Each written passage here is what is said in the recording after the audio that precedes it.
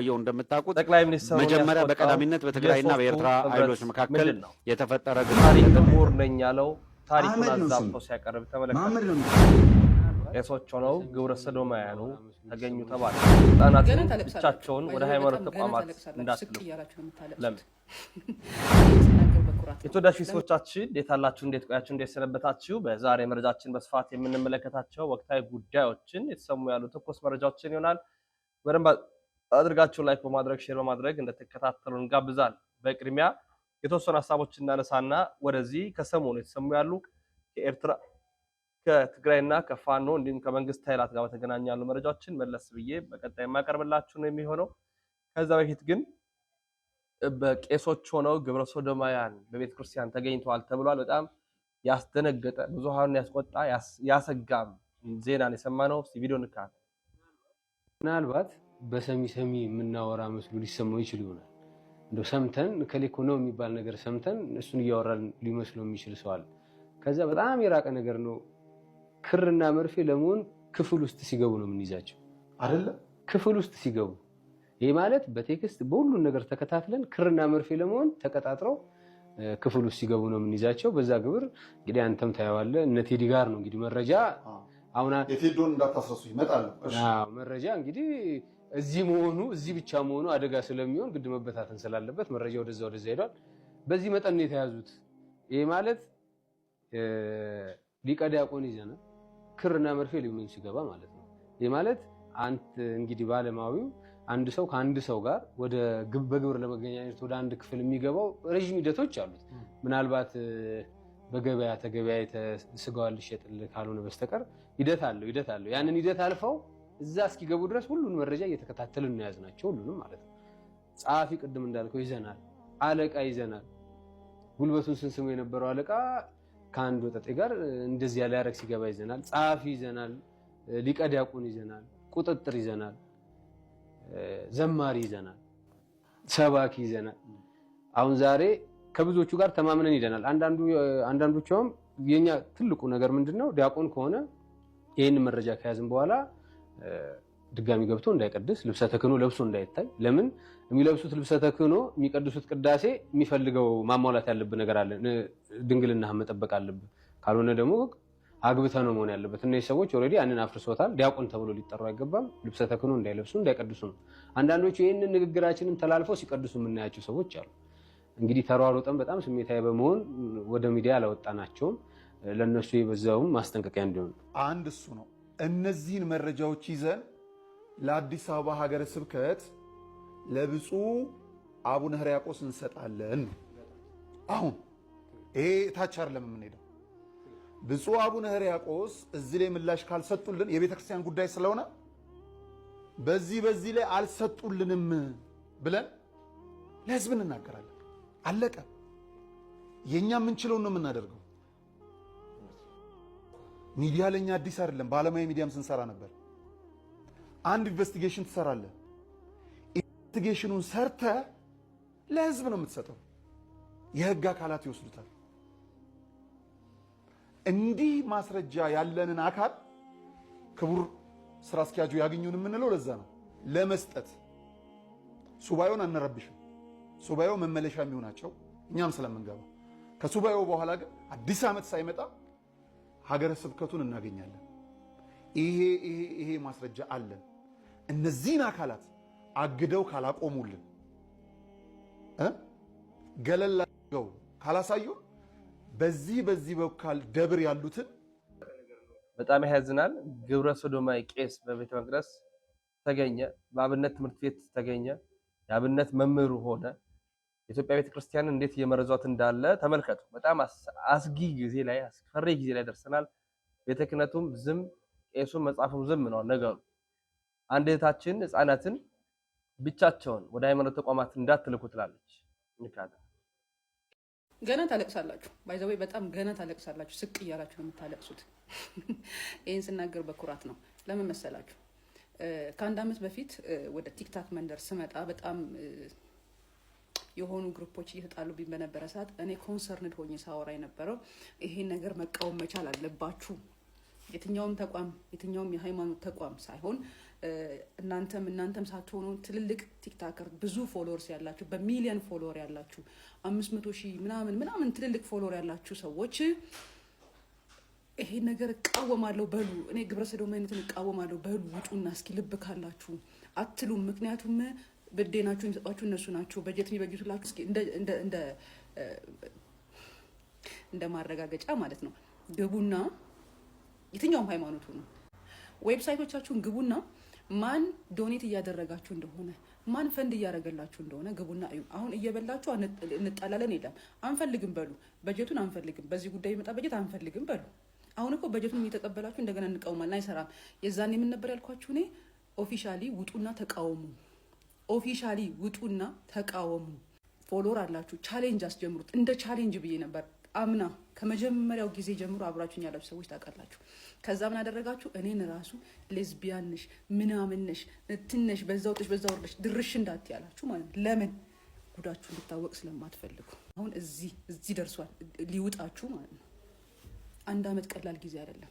ከዛ በፊትም ደግሞ በአካል በጣም ብዙ ቦታ ሄጄ እያወራሁ ነበር እስክደረግ ድረስ ማለት ነው። እብድ እስከመባል ድረስ ተቃውሞ አድርጉ። ይሄ ነገር እየሰፋ ነው። ወንዶች ልጆቻችሁን ታጣላችሁ፣ ካህናቶቿን ታጣለች። ቤተክርስቲያን ኮንሰፕቱ እየጠፋ ነው። እኔ ስለ ሃይማኖት አይደለም ባይዘው ጸቤ ከሃይማኖት ጋር አይደለም ከአስተምሮ ጋር ነው። ከየቦታው ካለ አስተምሮ ጋር ነው ጸቤ እንጂ ከሃይማኖት ተቋማት ጋር አይደለም። ተቋማቶች ውስጥ ከሚካሄዱት ወንጀል፣ ተንኮል ውጡና ተቃውሞ ስላችሁ ምን አላችሁ? አሁን ታለቅሳላችሁ። ለምን? ዝም ብላችሁ የዋጣችሁት ነገር መርዝ ነው። መርዝ ከእናንተ በላይ ያሉት አካላቶች በጀት የተቀበሉበትን አግሪመንት ምን እንደሆነ አታውቁም።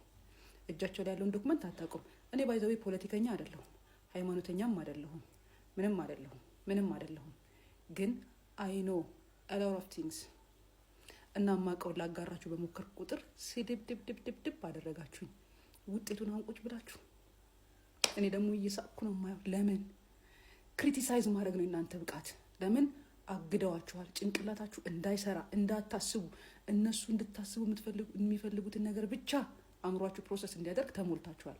አሁንም እኮ እንድጮ የተፈለገበት የራሱ ፐርፐዝ አለው። ለምን? ሰዎች እንዴ ምናምን ብለው ሾክ እንዲያደርጉ፣ ከዛስ ዝም በሉ ይሄስ አይወራም ተብሎ እንዲዳፈን። የእውነት ከሆነ ማነው እንትን ያደረጋችሁ ያስደነገጣችሁ? ውሸታሞች ናችሁ። እኔ ከ1 አመት በፊት ነግሬያችሁ ነበር፣ ጮኬ ነበረ እና አካውንቴ ልታዘጉ ተነሳችሁ በጋራ ሁላችሁም። ዛሬ እናንተም እያለቀሳችሁ ነው፣ እነዛም እያለቀሱ ነው። ህጻናቶችን የሃይማኖት ቦታ የምትልኩ ወላጆች ትታችሁ አትመለሱ። ልጆቻችሁን ሉስ ታደርጋላችሁ፣ ልጆቻችሁን ታጣላችሁ። ይሄ ለወላጆች ነው። በጣም አስጊ ነው። ስር ሰደዋል። በጣም በተጠና መንገድ ነው በሰንሰለት ነው የሰሩ ያሉት። ያ ነገር በአስቸኳይ ሊቆም ይገባዋል። ሌላ የታሪክ ምሁር ነኝ ባዩ ቀርቦ መምህር ታዬ ቦጋለ ተብዬው ማለት ነው ስለ መሐመድ ግራኝ ሲናገር ኢማም ነው ከነብዩ መሐመድ ያልተናነሰ በማለት በኩራት ይናገራል። ኢማም የሚለውን አይጠሩ፣ አህመድ ነው ስሙ፣ መሐመድ ነው የሚሉት።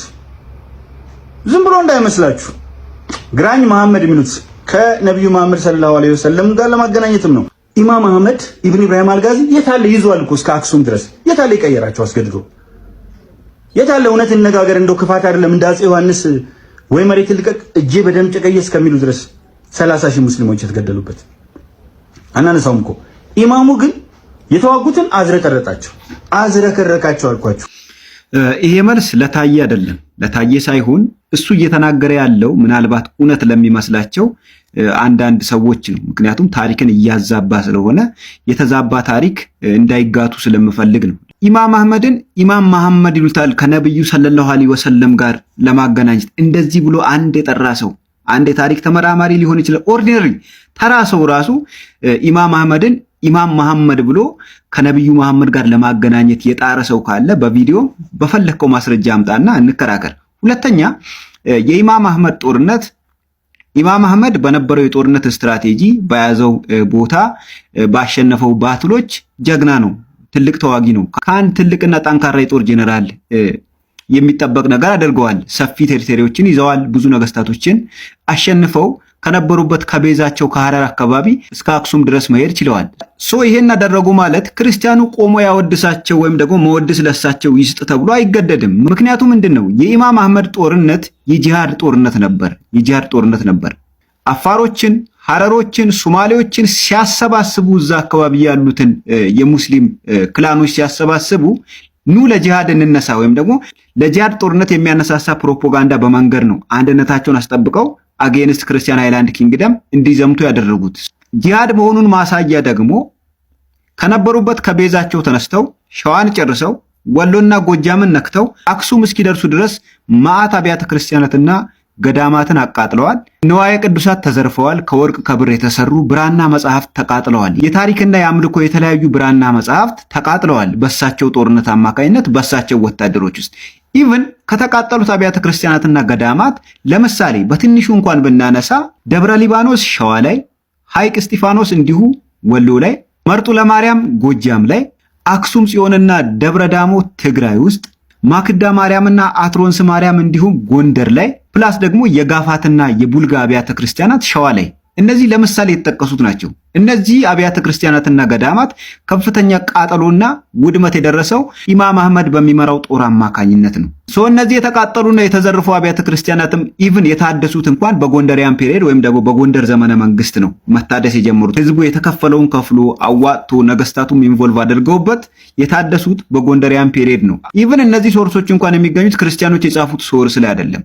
አረቦች እሳቸውን ተከትለው የሚጽፉ የአረብ ጻፊዎች ነበሩ። ኢቭን አረብ ጻፊዎች እንኳን የጻፉትን ሶርሶች ብታነቡ እነዚህ ነገሮች የሚያስረግጡ ናቸው። ስለዚህ ኢማም አህመድ በጊዜው እያደረጉት የነበረው ጦርነት የጂሃድ ጦርነት ነበረ። በዚህ ውስጥም ብዙ ክርስቲያኖች ተገለዋል፣ ብዙ አብያተ ክርስቲያናቶች ተቃጥለዋል፣ ወድመዋል፣ ተዘርፈዋል። ይሄን ከታሪክ የምንሸሽገው ጉዳይ አይደለም። በሆነ አካላት ወይም ደግሞ በሙስሊሞች ለመወደድ እሳቸውን አጽድቆ አጼ ዮሐንስን መኮነን ተገቢ አይደለም። አጼ ዮሐንስም ይሄን አድርጓል፣ ለሀገርም ይሄን አድርጓል። ግራኝ አህመድም ለሀገር የጠቀሙት ነገር ካለ ለሀገር ይሄን አድርገዋል። ፕላስ ደግሞ በሀገር ላይ ወይም ደግሞ ከሳቸው አጌንስት በቆሙት ላይ ይሄን ነገር አድርገዋል ብሎ መናገር ነው እንጂ ሚዛናዊነት የሆነን ንጉስ ኮንኖ የሆነን ኢማም ማጽደቅ ከአንድ የታሪክ ምሁር ነኝ ከሚል ሰው የሚጠበቅ አይደለም። ከቻልክ ጥንቃቄ ብታደርግ የሆነ አካል እንዲወድህ ብለ ያልተፈጠረና ማይሆን ታሪክ አትናገር። ጥቁር ጥቁር ነው፣ ነጭ ነጭ ነው። ምንም የሚመጣ ነገር የለም። ኢማም አህመድ በክርስቲያኖች ላይ የጂሃድ ጦርነት አውጆ ነበር በሰዓቱ። ለዚህም ማሳያ ብዙ ክርስቲያኖች ሞተዋል፣ ተገለዋል። ብዙ አብያተ ክርስቲያኖች ደግሞ ከነበረበት ከቤዙ እስከ አክሱም ድረስ ብዙ አብያተ ክርስቲያናቶች ተቃጥለዋል። ጦርነቱ ጂሃድ ካልሆነ ሃይማኖታዊ ካልሆነ አብያተ ክርስቲያናትን ማቃጠሉ ለምን አስፈለገ? ንዋየ ቅዱሳት መዝረፍ ለምን አስፈለገ? የብራና መጻሕፍትን ማቃጠል ለምን አስፈለገ? ጂሃድ ካልሆነ ሃይማኖታዊ ካልሆነ። ስለዚህ ብትታረምና አካሄድን ብታስተካከል ጥሩ ይመስለኛል። በነገራችን ላይ ጽምዶ የሚለውን ቃል እስካሁን ድረስ ሲውል የቆየው እንደምታውቁት መጀመሪያ በቀዳሚነት በትግራይና በኤርትራ ኃይሎች መካከል የተፈጠረ ግንኙነትና ነገሩን ኒውትራላይዝ የማድረግ ጤናማ የማድረግ በትግራይና በኤርትራ ሕዝብ መካከል የሰላም መፍጠር ለረጅም ጊዜ የቆየ ቅራኔን መፍታት የሚቻልበትን ነገር ማሰብ ወደሚል ነበር የተሄደው። በዚሁ መሰረት ውጤት በጣም ከሚገመተው ወይም ከተገመተው በላይ ትልቅ ውጤት ያስመዘገበ ነው። በኤርትራና በትግራይ መካከል አብይ አህመድ በሁለቱ መካከል ሊያስነሳ ፈልጎት የነበረውን ጦርነት ማምከን ነው የመጀመሪያው እርምጃ። የጽምዶ እንቅስቃሴ በትግራይና በኤርትራ መካከል አብይ አህመድ ጦርነት ቀስቅሶ ዳር ቆሞ አስታራቂ መምሰል ወይም አንዱን ደግፎ ወደ ሌላኛው እያደረገ ሁለቱንም በሂደት የማውደም እንቅስቃሴ ከዚህ ቀደም በትግራይና በአማራ በኩል ያካሄደውን አይነት የጦርነት የመወዳደም ሁኔታ እንዲፈጠር የማድረግ ፍላጎት ነበረ። ያንን በማክሸፍ ረገድ በጣም የሚገርም ወሳኝ ስራ ነው የተሰራው። ስለዚህም ጽምዶ የሚባለው እንቅስቃሴ ውጤቱ በትግራይና በኤርትራ መካከል የመጀመሪያው በአብይ ጋባዥነት ሲጀመር አዲስ አበባና ሰማይ የኔ ነው አይባልም፣ የሁሉም ህዝብ ነው። ሰውየው ማስተዳደር ካለበት እንደ አዲስ አበባ ሲጀመር አሁን የአዲስ አበባ ልጅ ምን አለው? ምንም ነገር የለውም። የአዲስ አበባ ልጅ ምን አለው? ከስደት ውጪ ባህር ከመብላት ውጪ ምን አለው? ለአዲስ አበባ ልጅ ማን ነው የሚያዝነው? በትላንትናው ዕለት በመዲናችን አዲስ አበባ ወጣቶቹ ጥያቄን ማንሳት ጀምረዋል። እንደሚታወቀው በሀገራችን የምክክር ኮሚሽን ላይ በጣም አከራካሪ ሆኖ የታየው የአዲስ አበባ ጉዳይ በአዲስ አበባ ወጣቶች ዝምታ ተሰብሮና ስለምንኖርባት ከተማ ይመለከተናል፣ ይገደናል ብለው አደባባይ ወጥተው ድምጻቸውን ማሰማት ጀምረዋል። ወጣቶቹም የአዲስ አበባ ልጅ ሰፈር እንጂ ብሔር የለውም፣ ለበርካታ ዓመታት አሁንን ጨምሮ ብዙዎች በነጻነት ልዩነትን እንኳን ቢኖር በፍቅር የሚኖሩባት ታላቅ መዲናችን ናት። ነገር ግን በውስጧ የሚኖሩ ወጣቶች አልተጠቀሙም። ገሚሱ ከቀያቸው ተፈናቅለው ዳር ዳር ላይ ሲጣሉ፣ ገሚሱ ለተሻለ ሕይወት እንዲሁም ኢኮኖሚውና ፖለቲካው አናታቸው ላይ ወጥቶ የሚወዷትን ከተማ ጥለው በባህር ተሰደዋል። ቆይ ማን ነው ለአዲስ አበባ ልጅ የሚያዝነው? የት ሄደንስ እንኖር? ሌላ ሀገር የለንም። ያለችን መዲሆኗ ናት። እሷንም በሴራ ፖለቲካ እያቦካችሁ ልታስጠሏት እየቆፈራችሁ ነው። በህግ አምላክ እንኖርበት ሲሉ ወሳኝ አንድ ጊዜ እንዳታሳልፉት። አዎ ማርያምን ተዋት። መቃብር አምላክን ለወለደች እናት መጨረሻ ሊሆን ይችላልን? ጥያቄ የቆየኝና ማርያም ለኢትዮጵያዊ ምን ማለት እንደሆነች ያላወቃችሁ፣ ያልጠየቃችሁ፣ ያላነበባችሁ ካላችሁ እነሆ ይሄንን ቪዲዮ ማርያም ለኢትዮጵያዊ ስል ሰየምኩት። ማርያም ለኢትዮጵያዊ። ማርያም ማህበር ናት፣ ጽዋ ናት፣ ዝክር ናት። በስሟ ተሰብስቦ እግዚአብሔር ይመለክበታል። በስሟ ተበልቶ፣ በስሟ ተጠጥቶ፣ በስሟ ተመጽውቶ፣ በስሟ ተሰብስቦ ባዳ እንደ ስጋ ዘመድ ይዋደድበታል። ማርያም ባህል ናት። ህገ መንግስት ሳይረቅ ፖሊስ ሳይደራጅ ማርያምን ብለው በስሟ ምለው በስሟ ውል አስረው በስሟ ቃል ገብተው ሀገር አቅንተውባታል። ፍርድ ቤት እስር ቤት ሳይሰራ በማርያም ተብለው ለጥል እርቅ ተቀምጠው ፍርድ ሸንጎ ቆመውባታል። ማርያም በጎ አድራጎት ሳይታወቅ ኤንጂኦ ሳይለመድ ስለ ማርያም ብሎ ጧሪ ቀባሪ ያጡ የታመሙ የተራቡ በልተው ጠጥተው ማደሪያ ያጣው ሳይቀር በስሟ ለምኖ ከማያውቀው ቤት እንደ ንጉስ አድሮባታል። ለኢትዮጵያዊ ማርያም ስሙ ናት። ኃይለ ማርያም፣ ተክለ ማርያም፣ ገብረ ማርያም፣ ወለተ ማርያም። ማርያም ተራራም ናት። ደብረ ማርያም ተራራ፣ የረር ማርያም ተራራ፣ ዝቋላ ማርያም ተራራ፣ ጊሸን ማርያም ተራራ፣ ደብረ ማርያም ተራራ፣ መቅደላ ማርያም ተራራ። ማርያም ወንዝም ናት። አቃቂ ማርያም፣ ርህረተ ማርያም፣ ባህረ ማርያም ሀገር ከፍቅሩ የተነሳ ተራራና ወንዙን የሰየመላት። ማርያም ቋንቋ ናት። ሲገረም ማርያምን፣ ሲጨነቅ ስለ ማርያም፣ ሲመርቅ ማርያም በሽልም ታውጣሽ የሚላት ማርያም የህፃን ጠባቂ የአገር ዋስትና ናት። ለኢትዮጵያዊ ማርያም የምህላው መደምደሚያ ናት። የሰላም ሚኒስቴር ሳይቋቋም የአካባቢ ጥበቃ ቢሮ ሳይደራጅ ስለ እናትህ ስለ ቅድስት ድንግል ማርያም ተብሎ ማዕበልና ድርቅን የበረደባት ጦርነትና ቸነፈር የቀዘቀዘባት መደብ ናት። ማርያም በስሟ ተማጽነን፣ በስሟ ዘክረን፣ በስሟ ተሰይመን፣ በስሟ ምለን፣ በስሟ ተስለን፣ በስሟ መርቀን የማርያምን ትህትና የሰለሞንን ጥበብ ይስጣችሁ ብለን ሙሽራ የዳርንባት ስማችን ናት። ማርያም ማዳበሪያ ሳይታደል አርሶ የሚያበላ የሚያቀብል ገበሬና ነጋዴ በስሟ ጀምሮ የሚዘራ የሚያጭድ ስሟን ጠርቶ የሚያመርት ነው። ማርያም ለኢትዮጵያዊ የቤተ ክርስቲያን ቅኔ ማረፊያ ናት። ቀስተ ደመና የተሰየመላት የማርያም መቀነት ተብሎ አውሮፓና ዓለም ሳይንስ ባልደረሰበት ስነ ህንፃን እንደ ላሊበላ ዜማን እንደ ያሬድ በቅኔ የረቀቁባት ስሟን በልባቸው ይዘው ነበር ማርያም ብለው። ማርያም የቤት መሰረት፣ የጉዞ መሪ፣ የእርቅ ዳኛ፣ የድሆች ባንክ፣ የህፃናት ሞግዚት፣ የጽናት ምሰሶ፣ የቃል ኪዳን ቀለበት፣ የንጋት ብርሃን፣ የሴቶች ኩራት፣ የገበሬው ተስፋ፣ የጦር ሜዳ ድል ነች። የጸሎት መዓዛ፣ የህሙማን መድኃኒት፣ የዝምታ ጥበብ። የዘመንክ መስሎ ስሟን የጣልክ ሁሉ እውነተኛ ስልጣኔ እግዚአብሔርን መፍራት፣ ፈጣሪን ማምለክ፣ መገዛት አልፎም በደካማ ስጋ እኔ እናንተ በያዝነው በደካማ ስጋ በሐሳብ በቃልና በስጋ ከክፉ ሐሳብ ሁሉ የራቀች ንጽሕት ፍጹም ንጽሕት ጸጋን የተመላሽ ሆይ እንዳላት መልአኩ በመለኮት ጸጋ የተሞላች ወላዲተ አምላክ ማደር ኦፍ ጋድ ከመላእክት የከበረች የማይቻለውን የቻለች የስጋና የመለኮት መገናኛ አክታሚተ ድንግል የተፈጥሮ ሕግ ለሁሉም አንድ ሲሆን ለእሷ የተለወጠባት ድንግል በስጋው ህሊና የተባለች ስጋና ህሊና ንጽሕት ያለባት ምህረተ ቃል ኪዳን ባለቤት የሆነችን ድንግል የጣልክ በትህትናዋ አምላክን ከሰማይ ስላወረደች በንጽህናዋ የመለኮት ማደሪያ ለሆነች በእናትነት ለፈጣሪ እናት ለመባል የበቃች ሰው ሆና ሳለች ከመላእክት ላስበለጣት ጌታ ስለቀረበች ለ5500 ዘመናት ከአዳምና ሔዋን ጀምሮ በነቢያት ዘንድ እነሆ ድንግል ትጸንሳለች ወንድ ልጅም ትወልዳለች ተብላ የተጠበቀች በኢሳይያስ በሕዝቅኤል በዳዊት በወርቅ ልብስ ተጎናጽፋ በንጉስ ቀኝ ትቆማለች ተብላ የተጠበቀች ያዕቆብ በህልሙ ያያት መሰላል የትንቢት መፈጸሚያ ከትውልድ ወደ ትውልድ ሊተላለፍ የመጣውን ያ የበረከት ዘር ፒውር ላይን የሚባለው እናትና አባቷ ሐናና ኢያቄም ላይ እስኪደርስ ማርያምን እስኪያገኝ ድረስ በትዕግስት የተጠበቀች ከውልደቱ እስከ ህልፈቱ አብራ የነበረች አምላክ እናቴ ያላትን ራሱ አምላክ እንደ ዘመኑ ሰው ተጠቅሞ ጥሏታል ብለህ ስታስብ ገና እንደ ማስቲካ አኝኮ ተፍቷታል ጌታ ብለህ ስታስብ ገና ተገልግሎባት ዘመኗን ትቷታል ረስቷታል ብለህ ስታስብ ገና ድንቁርና ቤት እንደሰራበት ወቅ አምላክ እንኳን አምላክ ይቅርና ፍቅርን የፈጠረ የፍቅር ባለቤት እኔ እናንተ እንኳን እናታችንን አድገን አልተውንም። የእናቶችን እናት ሊያስጥል ሲመጣ ዲያብሎስ ኢትዮጵያዊ ሆነ በመቀነቷ አድገ እንዴት ቻልክበት ነው? ግን እንዴት ቻልክበት? ሃይማኖት ውሸት ሆኖ መጽሐፍ ቅዱስ ተረት ቢሆን እንኳን ማርያም የድርሰቶች መጀመሪያ እና መዝጊያ መጨረሻው ነች። እናማ ማርያምን ለኢትዮጵያዊ ተዋት እባካችሁ።